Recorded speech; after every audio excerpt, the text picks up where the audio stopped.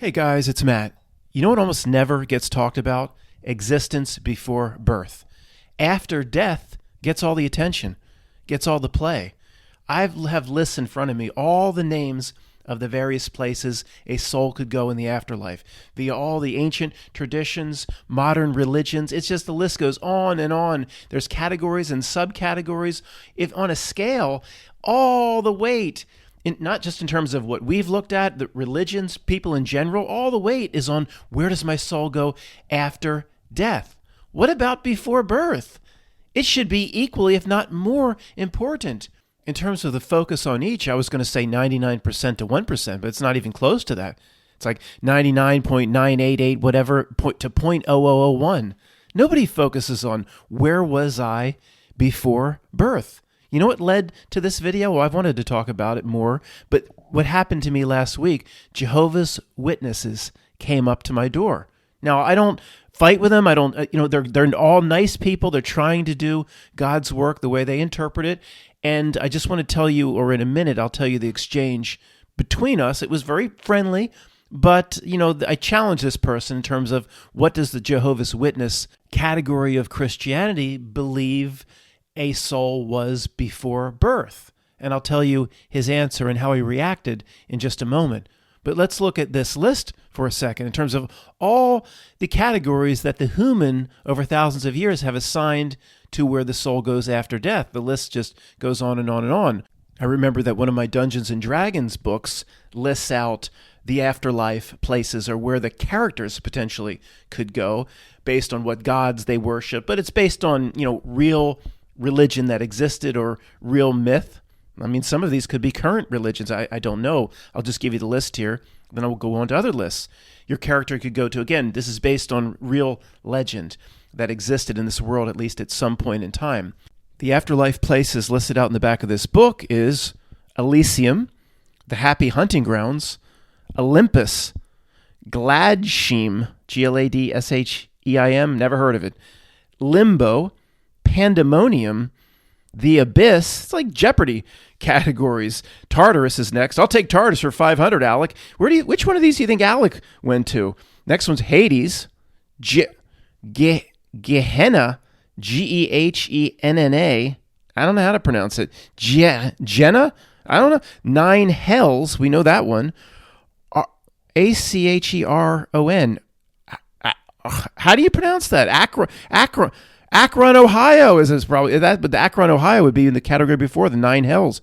Nirvana, Arcadia, 7 Heavens. 7 Heavens. There was a strip club in Conshohocken we used to go to in our mid-20s called Seventh Heaven. It wasn't no Seventh Heaven, let me tell you. It was like hell. It was like you had to bring your own beer. It was the girls were not desirable without at least a six-pack in you. Twin Paradises is the last one listed in Deities and Demigods book. Here's the list of just the A's of the afterlife places from Wikipedia. The Abyss, Ariel Toll House. Here we have Ariel Troll House. Alam al-Jabarut, J-A-B-A-R-U-T, Jabarut, I don't know, sorry. Anima Sola, Araf, Arunad, A-R-U-A. How come these afterlife places can't be easier to pronounce? You only can get in it if you can pronounce it. A-R-U-A-N-D-A, Aruanda. Asphodel Meadows, Astral Plane, Omeokan, 13 Heavens. What about the 7th Heavens? Is that another strip club in another state? I'd want to try out the 13 Heavens. Oh, by the way, speaking of Ariel Toll House, it's here. It's in this for this purposes of this channel. It's Ariel Troll House. There was a troll that came. Let me just do a sidebar, guys, for just a second. Then the purpose of this video is existence before birth. What doesn't get any play or any attention. So it was actually a pretty of course, I eliminated this troll immediately from the channel, and it was rather intelligent the way they typed it out. And it was like because I make jokes and I have decent comedic timing, and people say I can be funny at times, and I do this on the fly. And the comment was like along the lines of beware quantum of conscience. And he used the word jester. Beware the jester who is here to entertain you and can make jokes. So troll, let me get this straight, troll. If I have the ability once in a while to say something that might get people to laugh in a world that's melting down, where people might need a laugh from time to time, if I have that ability, because people might think it's not true because I have a few jokes, beware the jester, I'll just hold it back. Oh, okay. So I'm going to do the list here of the A's, but I'll do it in the Stephen Wright. I can't ever make a joke or people won't believe me. Beware the jester. So Stephen Wright voice, that's what we'll do. The whole channel will be Stephen Wright voice from now on for the next 10 years. You know that comedian Stephen Wright, the voice at the beginning of Reservoir Dogs?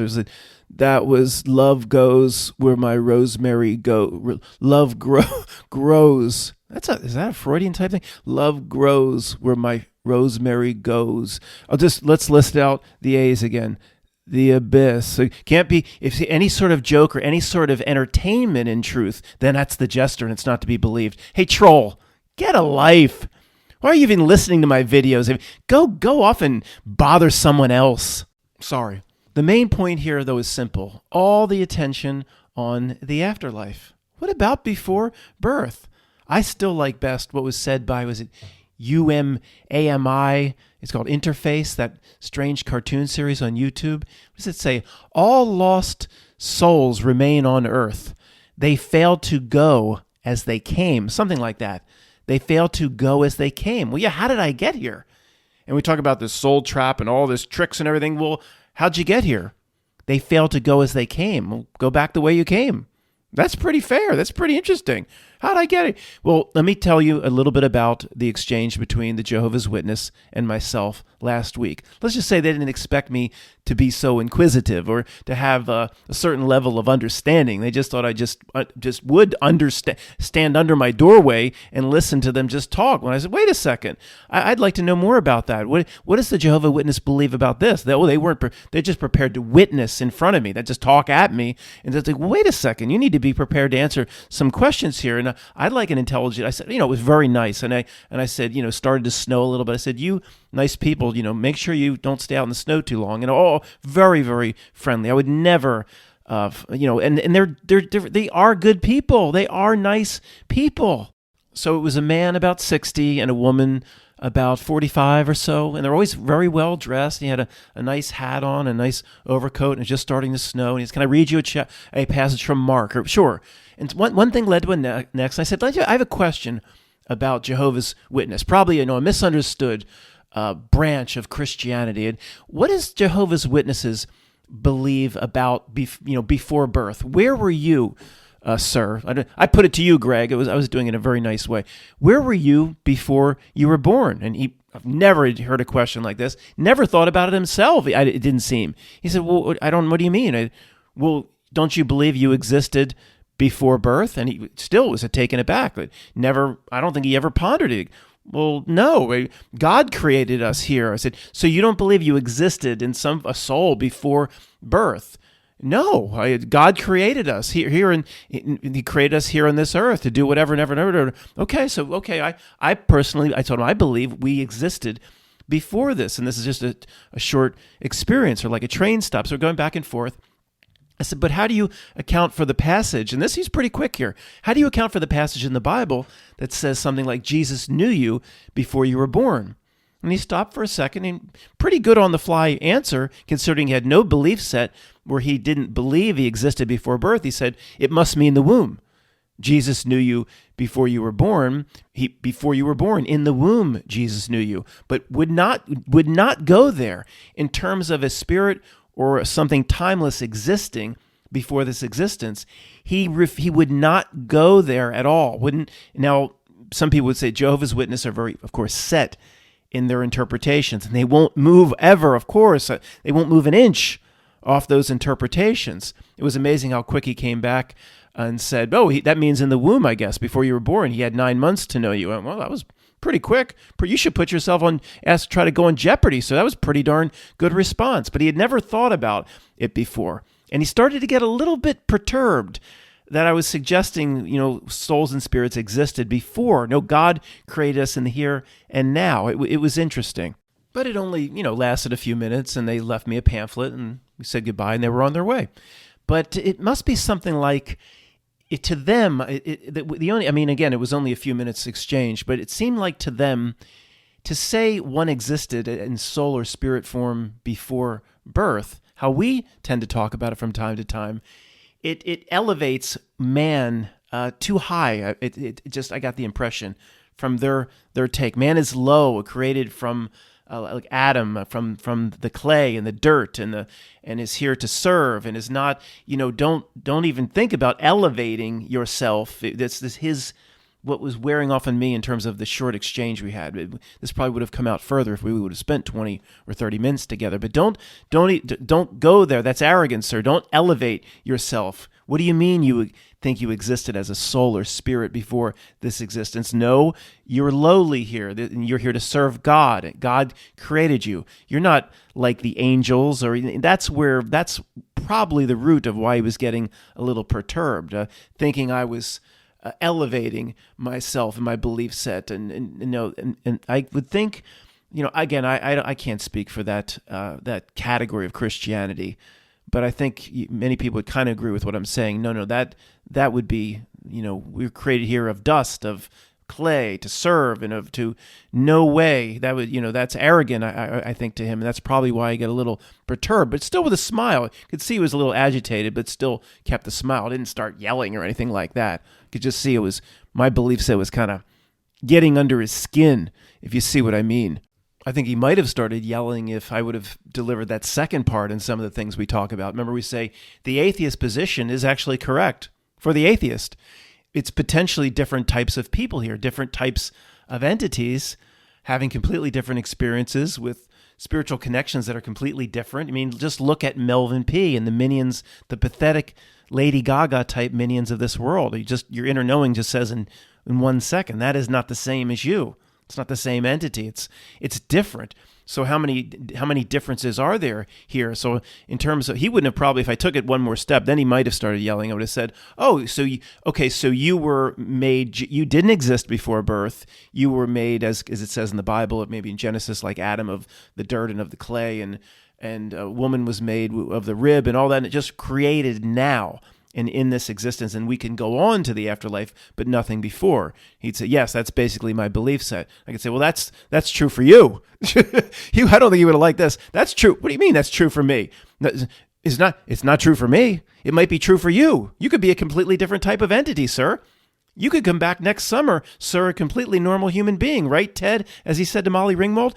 You think? He wouldn't have liked that. That really would have been arrogance to him. And from his perspective, he would be justified. It is tremendously arrogant for somebody to sit up here and say, well, you might not have existed, but I did. I can't, arrogant, call it what you want. I can only, worry about yourself. I'm speaking for myself. I fully and wholeheartedly believe that I existed before birth as I will exist after. And this is just a short experience. Don't believe I'm some golem made from the clay. If he wants to believe that, he might be wrong. He might be the same entity that I am. Maybe his interpretation is wrong, but maybe it's right. Oh, he wouldn't have liked that. Let's return to that interface episode. And pretty close to the way it was said, if I remember it correctly. All lost souls remain on earth. They're talking about that Henrik character. They fail to go as they came. So that's not bad advice. If there's ever a question, one dies, what is this place? Is there a trick? Whatever. It's like, well, you're allowed to ask, I guess, if you're not sure. Or maybe you didn't leave no blazes in the forest on how to get back. Well, how did I get here? We call the Fagari tribe. Where the fuck are we? How did I get? I demand to know how I got here, and I will go back the way I came. Maybe that's like solving the riddle of the Sphinx. The Sphinx goes, if you say that, I gotta let you pass. Whatever. Since I got here, I demand to go back the way I came. That's not the greatest silver bullet in Lone Ranger's gun, but it's not bad. If there's ever an issue, pull that out. It's kind of like the secret word in Eurotrip. He couldn't pronounce the secret words, so they kept that machine on him in Amsterdam. And by the way, the Dutch language is that strange. That secret word isn't a joke. They write words like that. I've seen it, man. It is the weirdest thing of all time. Eurotrip. You made out with your sister, dude. Sorry, we'll talk about Eurotrip some other time. So pretty simple. Not knowing starts with going back the way we came. So when in doubt, I will always return to what we've established by studying this reality for the last 15 years. What do we know? Well, the first letter of the first sentence basically starts talking about the world plays a trick, a massive trick. So it lays down, I'm looking here, list after list and line after line of all the possible afterlife locations for all this myth going back thousands of years. There's the A's, the B's, the C's, the D's. The world lays down a trick, right? You're really smart, and you say Davenport, 22 mile. See, it lays down all these different, so then I would look, I'm just saying I'm not that smart. I'd say 22 mile to Davenport, but this is part of the trick then. The world lays down a trick, so this is going to be, the world lays down a trick, but not in this case. See, that all these different afterlives, this isn't part of the trick. This is legitimate. It's just a trick everywhere else in life. So I don't want to go, I'm not going to any of these places listed out here. I'm going to go back the way I came. I appreciate, as I've said a million times, the Christians that are here because from time to time they're challenged. The Christians that are here don't want to just be told exactly what they want to hear. They wouldn't be here. So I would think the traditional Christian heaven, I'm looking at this list page after page, so let me get this straight. I'm not trying to, you have to think critically. Am I hold this back because you don't want to hear this? Sorry. So of all these lists of all the afterlives people have believed in for thousands of years, your Christian heaven is the only one that's real. These other hundreds and hundreds, that's all false. But see, my interpretation is your list is just the same as what else is on the list. What do you want me to just hold that back and say, I don't want to lose subscribers? I don't get no new subscribers. I got 11 people last month. That troll's probably establishing a new YouTube channel so we can comment again. Beware the jester. Anybody that delivers a joke, it can't be real truth. Is that, I got joke in this hand, I got truth in this hand. It's like the chocolate and the peanut butter from that damn commercial, whatever. They do go together. They do. You put your chocolate in my peanut butter. Truth does go with getting a laugh from time to time, you troll. Now go bother someone else. Remember Lou? Lou's nice. And he's tough from back to school. He put one kid through college. He put another kid through a wall. I can deliver truth, and I can be funny from time to time. It's like chocolate and peanut butter. It's okay, you trolls.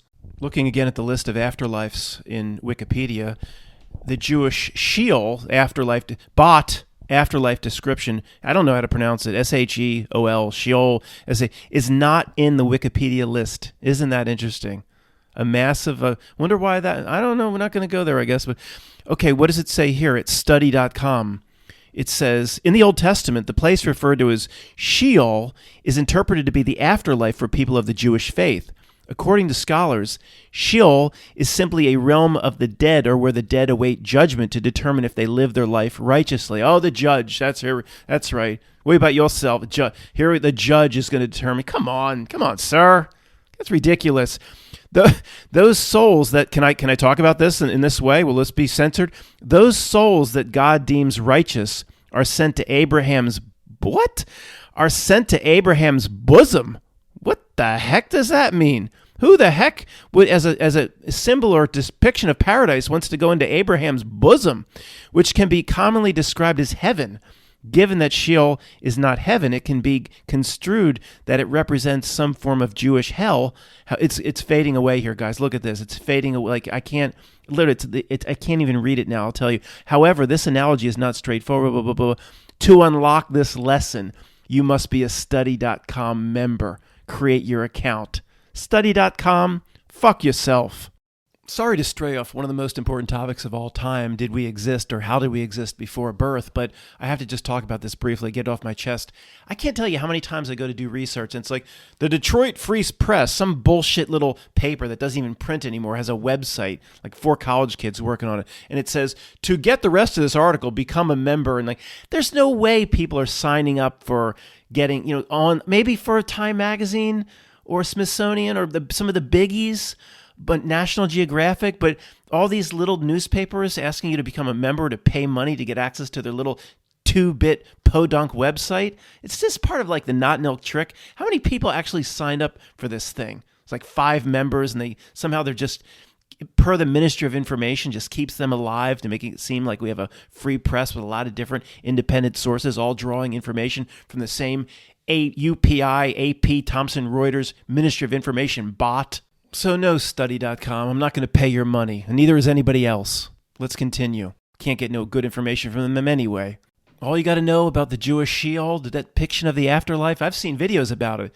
It's the most depressing place in existence. Trust me, you don't want to go there. Nobody does. I mean, I don't know how people that believe in that get out of bed in the morning. It says, go look up the Jewish depiction of Sheol. I mean, talk about depressing. And the colors are so drab, and they dress horribly, and there's no good food. And tell me he dresses like a gigolo. And tell him having a sexy assistant is such a cliche. All right, 20 minutes into the video, let's stop screwing around. Let's take 5 minutes to perform what could be the most important little exercise in known existence. That almost nobody's ever done in history going back thousands of years, or at least done in this way. I'm not kidding. You tell me how many people have done what we're about to do and how simple this is. We'll see. We'll see. Maybe it's just the jester. I'm just here to entertain, right? And your inner knowing is just all this. This is a collection of the smartest people ever assembled at this channel. But you're fooled by the jester. No, you resonate with what I'm saying because you already know it to be true. I'm not telling you. I'm just telling you stuff you already know. That we've been lied to. We've been suppressed and governed down and dumbed down. Obviously, to remember. That's the whole point of what we're doing. None of this is new. It's just getting in touch with what maybe they did know thousands of years ago. Each generation of subsequent human is dumber than the last. And we've been caught up in that. We are. I've been governed down and bong resined, chlorine and fluorided just like everybody else. So here's the exercise. Just like with everything else, your inner knowing will now tell you the answer. But how many people have ever stopped and done this? Here it is, pretty simple. Did you exist before birth as some form of energy, soul, spirit? Put another way, are you an aspect of something here that existed before your birth, potentially has always existed? Or are you a one and doneer? Or are you of the clay? Are you just new here? What does your inner knowing tell you? We'll pause for 10 seconds.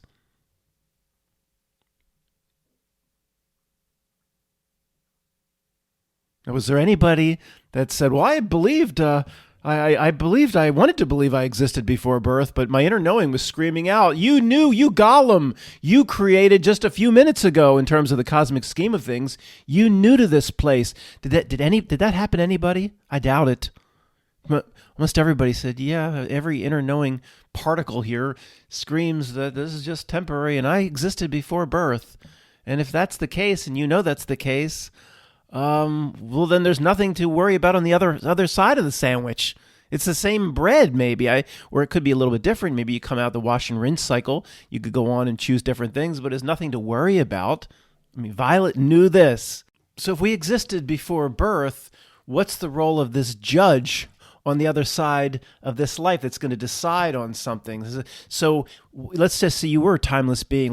We can only put it in calendar terms that we know. Let's say trillions of years. What I can't comprehend that. Even that number is so large, the normal human cannot comprehend 1 trillion. If you were to say to someone in the 1700s, how many grains of sand would be a trillion? They would say like from here to 40 feet over. And it would be like hundreds of miles down the beach. People in general have no comprehension how large that number is. So all we can say is timelessly, we've been around trillions of years. So after being around trillions of years, we come in here for what's the equivalent of like 1/1,000,000th of 1/1,000,000th of 1 second. But based on what we do here, there's a judge, or basically like the Meryl Streep romantic comedy, Defending Your Life, where, in this little blip of a blip, you made bad choices. You kind of screwed up. This is where the no consequences people have tremendous merit. So it's going to wipe out the last trillion years because of what you did here. Well, Matt, that proves you didn't exist before you were born, because the judge is real, and you came from the clay, and you will be judged on I will be judged by myself, in my opinion, by an aspect of myself. I don't want to go to Abraham's bosom, whatever. There's Defending Your Life, the romantic comedy with Meryl Streep. That's bullshit. Ain't no judge. Ain't no, let's weigh your heart against a feather. What a bunch of ancient Egyptian bullshit. There's only one person that ever beat that test, rigged that. Captain Kirk beat that as well. He beat the Kobayashi Maru, and they tried to weigh his heart against the feather. He beat that too. I don't care how he rigged the Kobayashi Maru and reconfigured the computers. I want to see how he beat the damn Anubis heart against the feather. So Yul Brynner in the Ten Commandments, I didn't understand Exodus until I saw the movie with Charlton Heston. He said Pharaoh's heart was hardened. If Pharaoh's heart was hardened, it makes it heavier, so he has less of a chance of getting by Anubis. So how did Captain Kirk get by Anubis if Yul Brynner as Pharaoh couldn't, and Great Ramses couldn't, or maybe they did? Maybe he soaked his feather in lead. See, the idea is the heart is too heavy, so you make the damn feather heavy as possible. Soak your feather in lead, and you say to Anubis, you give those judges this feather. Tell me use this one. It's heavy as shit. I don't know. Maybe that's what he did. Matt, is this video going to have that same part? It's the best news of all time? Of course it is. Didn't you just do the little inner knowing exercise? The inner knowing told you in terms of what you felt. Do you feel? Will we know for sure? No, of course. But what did every instinct and intuition and gut feeling and inner knowing and inner tuning fork tell you? Just told you. Well, it tells me. I would hope it would tell you too. Generally the same type of entity here. That we existed before birth, or there's a part of us that's not here, that's timeless, etc., etc., etc. Here we go again. The best news of all time. You get a late water bill. What does that matter compared to just having complete realization that you existed before this existence, which means you'll exist after, which means just by common sense, by first grade common sense, there ain't going to be no judge based on a few bad choices to take it all away. If anything, in my opinion, what Tony says is true, that there's an aspect of you that's not here, that has aspects of itself in these types of reality systems, and things need to be done here. They're not just here to get stroked off under a palm tree. Things need to be done for that major or prime aspect of you to get out of these systems. So guess what? Let's do it. Are we doing it? We're not doing it talking about it like we are now. It's the part two, the work. And everybody's is different. Are we doing it? I believe there's a lot more I need to do, but I'm absolutely on the right path. I'm thrilled I'm finally on the right path. Most of my life, of course, I wasn't on the right path. As long as you're involved with this matrix, that's its whole point, its whole reason for being, to take you off the path so you can't do the worry about yourself part two work. Not nilk, screen, Satan means the adversary. It's all the same thing. You don't have to get it exactly right in this religion. The role of Satan is basically the way I describe not nilk. We're here to do something. The way that reality is designed, there is impediments put in our way. Just like when you don't just go into the escape room at the mall, get stroked off under a palm tree, and then say, here's the way out. There's a big spotlight on the way out, and you just walk out. I didn't get my money's worth. Well, get your money's worth. If you just want to get stroked off under a palm tree, you're not getting your money's worth. Life's supposed to be hard. There's a line from a somewhat obscure The Cure album called Blood Flowers. The song is Where the Birds Always Sing, where the line says, the world is neither fair nor unfair. The idea is just a way for us to understand. The world is neither fair nor... That's generally wrong, in my opinion, Robert. Robert Smith The Cure isn't a band, guys. It's one guy, Robert Smith, that does everything. Just brings in different members, calls the band The Cure. Billy Corrigan, the Smashing Pumpkins, it's all Billy Corrigan. The other two didn't do anything. There's a lot of bands are like that, but this guy he is a genius, in my opinion. I think the album Disintegration is one of the best albums of all time, but let's not stray. The world is neither fair nor unfair. The idea is just a way for us to understand. Well, no. The world's unfair. It's meant to be that Satan, the adversary, there's something here that's designed to be a blocker or an impediment or an adversary. It's unfair. It's meant to be unfair. It's meant to be difficult. It's meant to be overcome. It's designed that way for real souls and spirits. It didn't come from no color from outer space and space dust and the Big Bang floating around with whatever spores caused invasion of the body snatchers. Stephen Hawking, you should be ashamed of yourself. By the way, this is an interesting sidebar on Stephen. For those that think that Mr. Hawking was, let's just say, a presentation of sorts, a presentation of sorts. They have a really huge piece of evidence. I know many of you, it's like Pootie Tang Award. Many of you know this, but we'll be brief. I love talking about it. If he has access to the greatest minds in access, he could pick up the phone, right? And well, he had the voice box, but call anybody or request whatever from any scientist in the world. Why did he have the same voice box for 30 years, say, when he could have had a more natural sounding way of communicating? Why up until the last 5 years he was saying, "Let me tell you about the Big Bang"? Why wasn't he? You could put my voice on any natural voice, and he had access to unlimited funds. One would think he could go deliver a lecture. It's like the voice could sound like this.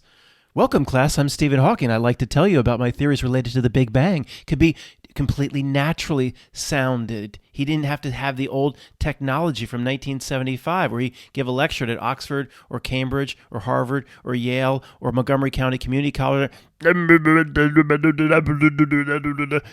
"Stephen, I can't fucking understand you. Why can't you spend $5 and get a box that reflects natural voice? They have that, you know." It's just a little feather in the cap of those that thinks it's a presentation. That sounded almost like the guy that introduced St. Vincent in that performance I talked about, the introduction of Kate Bush into the Rock and Roll Hall of Fame. He was like, he's like hip hop, one of that. I can do a lot of voices. I'll try to do that, but it's not going to come out. But he sounded like, can I even do it? Sing running up the hill. See, to sing run up the hills. And he said St. Vincent's, like her name is St. Vincent. Sing run up the hill, St. Vincent, yeah. That's what he sounded like to me. That's the best I can. I'm kind of mocking it, actually. I am, but he's the one that decided to talk like that, not me. So there we go. Like, basically extended a 90-second presentation into 30 minutes just to have fun. But I'm the jester, so nothing I say should be believed in as true. But you believe in your own self. Worry about yourself. What did your own inner knowing tell you? Well, everybody's inner knowing that's a real person tells them that they existed before birth. I mean, it's just obvious if you just meditate on it for more than 90 seconds in between commercials watching the NFL. Your inner knowing will tell you existed before birth. Therefore, is it really anything to worry about? Oh, what are the archonic beings and the tricks after death No, if you existed before birth, then you potentially always existed, which means you're like hundreds of trillions of times larger than a little reality system. Oh, but we're trapped. Yeah, that's right. Something that always existed could be trapped by. Just look at the Minions. Lady Gaga, the lead singer of Metallica.